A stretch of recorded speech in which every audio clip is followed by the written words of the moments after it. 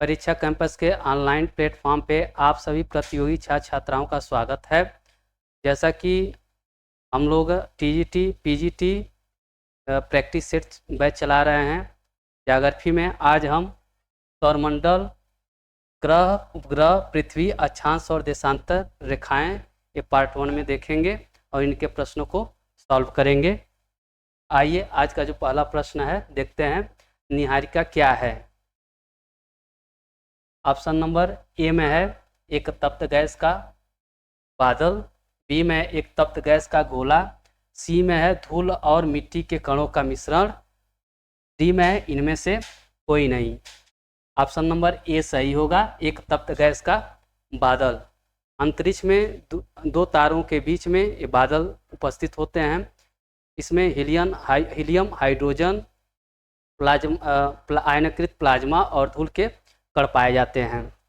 Next question, दूसरा number, ग्रह के दौरान पड़ने वाली छाया का सबसे काला भाग कहलाता है। हमारे ऑप्शन में है ऑप्शन नंबर 1 सूर्यकिरीट, ऑप्शन नंबर बी प्रछाया, सी उपछाया, डी ब्लैक होल। इसमें ऑप्शन नंबर बी सही है, इसको हम प्रछाया कहते हैं। ये उपछाया से घिरी हुई होती है। तीसरे नंबर प्रश्न में सूर्य की दीप्तिमान सतह को कहते हैं। ऑप्शन नंबर हमारे ए में प्रकाश मंडल, बी में वर्णमंडल, सी में सूर्यकिरीट, डी में सूर्य धब्बा। तो दोस्तों सूर्य की जो दीप्तिमान सतह होता है उसको हम प्रकाश मंडल बोलते हैं। ऑप्शन नंबर ए सही है। प्रश्न नंबर 4 में देखते हैं, सूर्य की सतह का तापमान लगभग में पूछ रहा है कितना होता है। जो हमारा ऑप्शन नंबर ए है 2000 डिग्री सेल्सियस, बी में 3000 डिग्री सेल्सियस, सी में 4000 डिग्री सेल्सियस, डी में 5000 डिग्री सेल्सियस। तो इसमें ऑप्शन नंबर डी सही है, 5000 डिग्री सेल्सियस।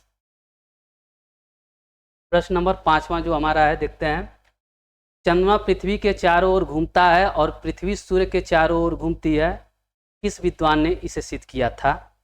हमारे ऑप्शन में है ऑप्शन नंबर ए में है आर्यभट्ट, बी में है ब्रह्मगुप्त, सी में है वराहमिहिर, डी में है भारवी। तो इसमें जो ऑप्शन नंबर सही होगा वो सी है, वराहमिहिर। इसी में आइए देखते हैं आर्यभट्ट ने बताया था सर्वप्रथम पृथ्वी गोल है और ये अपने धुरी पर घूमती है। ब्रह्मगुप्त ने ये बताया था कि पृथ्वी सभी वस्तुओं को अपने तरफ आकर्षित करती है। कोपरनिकस ने बताया था कि सूर्य जो है वो ब्रह्मांड के केंद्र में स्थित है और पृथ्वी इसका चक्कर लगाती है।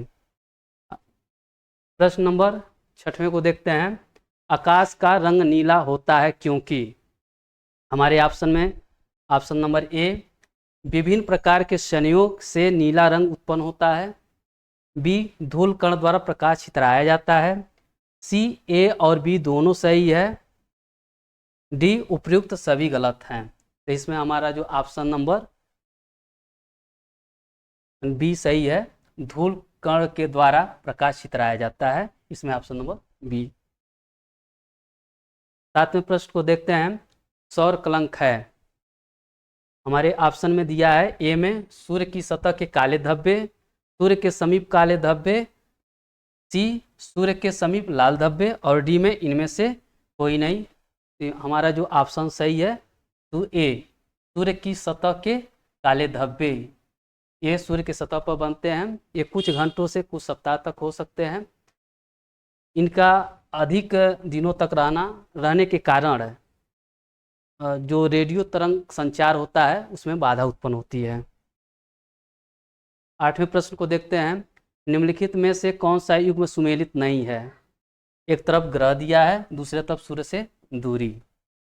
तो हमारे ऑप्शन नंबर ए में है पृथ्वी 20.88 करोड़ किमी, बी ऑप्शन में दिया मंगल 22.79 करोड़ किमी, सी में दिया बृहस्पति 77.85 करोड़ किमी, डी में दिया शनि 143.3 करोड़ किमी। इसमें से हमको ये देखना है कौन सुमेलित नहीं है। तो ऑप्शन नंबर जो ए है ये सुमेलित नहीं है, क्योंकि पृथ्वी जो है सूर्य से जो पृथ्वी की दूरी है वो 14,96,00,000 है। हमारा जो अगला प्रश्न है, इनमें कौन सा युग सुमेलित नहीं है? ऑप्शन नंबर ए में पृथ्वी 365.25 दिन में सूर्य की परिक्रमा। ऑप्शन नंबर बी में मंगल 525 दिनों में सूर्य की परिक्रमा। सी में बुध 88 दिनों में सूर्य की परिक्रमा। डी में अरुण 84 वर्षों में सूर्य की परिक्रमा। इसमें हमारा ऑप्शन नंबर जो सुमेलित नहीं है वो है बी, मंगल। मंगल 686.98 दिनों में ये सूर्य का एक चक्कर लगाती है। 10वें प्रश्न को देखते हैं। जब सूर्य, पृथ्वी और चंद्रमा तीनों एक सीध में होता उस स्थिति को कहते हैं। हमारे ऑप्शन नंबर ए में युति, बी में है वियुति, सी में है सिजगी, डी में इनमें से कोई नहीं। तो ऑप्शन नंबर जो हमारा है वो सी सही होगा, सिजगी। यहाँ आइए फिगर के माध्यम से समझ लेते हैं। ये हमारा सूर्य है, ये चंद्रमा है और ये पृथ्वी है। जब इस तरह के सीधी रेखा में एक होता है तो इसको हम सिजगी कहते हैं। चंद्रमा इसके अपोजिट साइड में चला जाए तब भी उस कंडीशन को हम सिजगी ही बोलते हैं। युति जो होता है वो अमावस्या के दिन होता है, वियुति पूर्णिमा के दिन होता है। अमावस्या के दिन सूर्य ग्रहण होता है, सूर्य ग्रहण में सूर्य के सामने चंद्रमा होता है और पूर्णिमा के दिन सूर्य के सामने पृथ्वी आ जाती है। इसके अपोजिट साइड में क्या होता है? चंद्रमा होता है। ठीक, 11वें प्रश्न को देखते हैं। प्रथम सूर्योदय का देश किसे कहा जाता है? प्रथम सूर्योदय का देश किसे कहा जाता है? हमारे 11वें प्रश्न में देखते हैं। ऑप्शन नंबर ए फिलीपींस को, ऑप्शन नंबर बी जापान को, ऑप्शन नंबर सी ताइवान को, ऑप्शन नंबर डी दक्षिणी कोरिया को। तो इसमें जो हमारा ऑप्शन सही है वो बी है, जापान को। प्रश्न नंबर 13 जो है देखिए, सौरमंडल के किस पिंड से पृथ्वी की आंतरिक संरचना की जानकारी मिलती है? हमारे ऑप्शन में है ए ग्रह, बी में उपग्रह, सी में उल्काएं, डी में पूछल तारे। तो इसमें ऑप्शन नंबर जो है सी सही होगा, उल्काएं। उल्काओं से हम उल्काओं का स्टडी करके पृथ्वी की आंतरिक संरचना के बारे में जानकारी प्राप्त करते हैं। हमारा जो 14 नंबर का प्रश्न है, पृथ्वी सूर्य से कितनी दूरी पर स्थित है? आइए देखते हैं। ऑप्शन नंबर ए में 14,96,00,000 किलोमीटर, बी में 1,94,60,000 किमी, सी में 19,64,00,000 किमी, डी में 14,69,00,000 किमी। तो इसमें ऑप्शन नंबर ए सही है, 14,96,00,000 किलोमीटर सूर्य से हमारी पृथ्वी दूर है। 15 नंबर क्वेश्चन में देखते हैं। पृथ्वी की अपने कक्ष में सूर्य से निकटतम दूरी को कहते हैं। ऑप्शन नंबर ए में दिया है अपसौर, ऑप्शन नंबर बी में दिया है उपसौर, ऑप्शन नंबर सी में दिया अपभू, ऑप्शन नंबर डी में दिया है उपभू। देखिए ये ऑप्शन नंबर बी सही होगा, उपसौर। ये 3 जनवरी को होता है, 3 जनवरी को होता है। इस स्थिति में क्या होता है कि जो हमारी पृथ्वी है, क्योंकि पृथ्वी जो है जो इसका परिक्रमण कार्य होता है एक अंडाकार कंडीशन में होता है, तो उपसौर के कंडीशन में ये पृथ्वी सूर्य के पास आ जाती है। अपसौर के कंडीशन में पृथ्वी जो है वो 4 जुलाई यहाँ लिखते हैं, 4 जुलाई को पृथ्वी क्या है कि सूर्य से दूर होता है। ठीक, वही कंडीशन उपभू में भी है। उपभू में क्या है कि जो चंद्रमा है वो पृथ्वी के नज़दीक होती है, और अपभू में क्या है कि चंद्रमा पृथ्वी से दूर होता है। 16 नंबर क्वेश्चन देखिए, अपसौर की स्थिति होती है, अभी हमने पीछे बताया है कि इस कंडीशन में क्या होता है कि जो सूर्य है वो पृथ्वी से दूर होता है।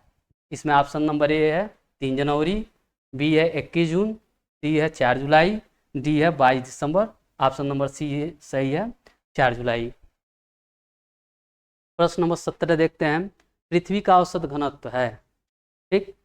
ऑप्शन नंबर ए में दिया है 2.5, बी में है 5.5, सी में है 6.0, डी में है 6.5 है।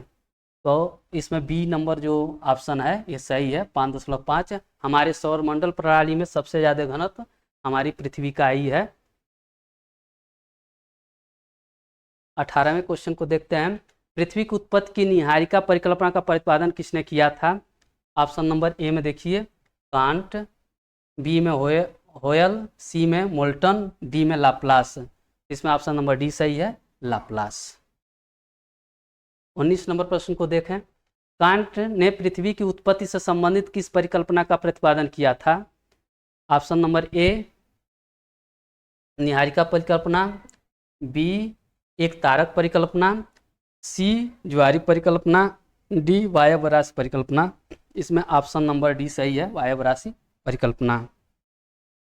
20वें नंबर प्रश्न को देखें। सूर्य के प्रकाश को पृथ्वी तक पहुंचने में कितना समय लगता है? ऑप्शन नंबर ए में 8 मिनट 16.6 सेकेंड, बी में 16 मिनट 8 सेकेंड, सी में 30 मिनट 8 सेकेंड, डी में 8 मिनट 20 सेकेंड। तो इसमें हमारा ऑप्शन नंबर ए सही होगा, 8 मिनट 16.6 सेकेंड। 21वें नंबर प्रश्न को देखते हैं। पृथ्वी की विषुवत-रेखीय परिधि है। यहाँ हमको पृथ्वी की विषुवत-रेखीय परिधि को बताना है। ऑप्शन नंबर ए में दिया है 40,050 किमी, बी में दिया 40,150 किमी, सी में दिया 40,076 किमी, डी में दिया 40,250 किमी। इसमें ऑप्शन नंबर मेरा सी सही होगा, 40,076 किमी। 22वें नंबर प्रश्न को देखते हैं। चंद्रमा के प्रकाश को पृथ्वी पर पहुंचने में कितना समय लगता है? ऑप्शन नंबर ए में दिया है 2 सेकेंड, बी में दिया 1.3 सेकेंड, सी में दिया 4 सेकेंड, डी में दिया इनमें से कोई नहीं। तो हमारा जो ऑप्शन नंबर सही है वो बी होगा, 1.3 सेकेंड। 23वें प्रश्न को देखें। दो वसंत विषुव के बीच कितने दिनों का अंतराल होता है? दो वसंत विषुवों के दिन जो 365 दिनों का अंतराल होता है। जो ये विषुव होता है वो 20 या 21 मार्च को होता है। तो ये पूछ रहा है कि दो वसंत विषुव मतलब कि ये 20 मार्च से 21 मार्च, 20 या 21 मार्च से एक साल आगे, मतलब कि अगले साल 20 या 21 मार्च है। तो इसमें दो वसंत विषुव आ रहे हैं, तो 365 दिनों का अंतर होगा। 24वें क्वेश्चन में देखिए, यह है 22 दिसंबर को सूर्य लंबवत चमकता है। 22 दिसंबर को सूर्य ऑप्शन नंबर ए में है कर्क रेखा पर, बी में है मकर रेखा पर, सी पर भूमध्य रेखा पर, डी में है ऊपरी में से कोई नहीं, मकर रेखा पे। 22 दिसंबर को मकर रेखा पर सूर्य सीधा चमकता है और इस समय ऑस्ट्रेलिया में ये कह सकते हैं दक्षिणी गोलार्ध में गर्मी का मौसम होता है। 25वें क्वेश्चन में दक्षिणी गोलार्ध में सबसे बड़ा दिन होता है। तो अभी हमने बताया भी है आपको। ऑप्शन नंबर आइए देखते हैं ऑप्शन के हिसाब से। ए में दिया है 21 जून को, बी में दिया है 2 सितंबर को, सी में दिया है 22 मार्च को, डी में दिया है 22 दिसंबर को। इसमें ऑप्शन नंबर जो है डी सही होगा, 22 दिसंबर को। वहीं दक्षिणी गोलार्ध में 22 दिसंबर और वहीं उत्तरी गोलार्ध में 21 जून को कर्क रेखा पर सबसे बड़ा दिन होता है। 26वें क्वेश्चन में दक्षिणी गोलार्ध में जलीय भाग कितना प्रतिशत है? ऑप्शन नंबर ए में दिया है 51%, बी में 61%, सी में है 71%, डी में है 81%। तो डी ऑप्शन सही है, 81%। प्रश्न नंबर 27 में मोहोरोविसिक असाध्य स्थित रहता है। मोहोरोविसिक डिस्कंटिन्यूटी, ये डिस्कंटिन्यूटी होता क्या है? जब हम पृथ्वी के आंतरिक भागों का अध्ययन करते हैं, ठीक, तो जैसे जैसे क्रस्ट से मेंटल और कोर में जाते हैं तो घनत्व में असमानताएं पाई जाती हैं। जहाँ से ये घनत्व में अंतर होता है वहाँ एक बाउंड्री होती है, उसी बाउंड्री को अलग अलग नाम से जाना जाता है, उसी को हम डिस्कंटिन्यूटी बोलते हैं। आइए हम ट्रिक के माध्यम से और फिगर के माध्यम से समझते हैं।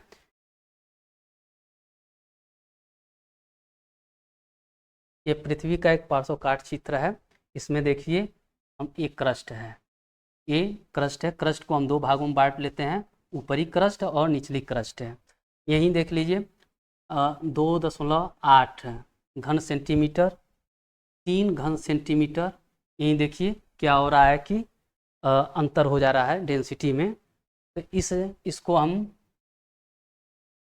केनराड बोलते हैं। वैसे ही ये मेंटल है। मेंटल के ऊपरी भाग और क्रस्ट के निचली भाग को हम मोहो बोलते हैं। मोहो, ठीक, जो यहाँ दिया हुआ है मोहरोविसिक। फिर हम मेंटल को दो भागों में बांटते हैं।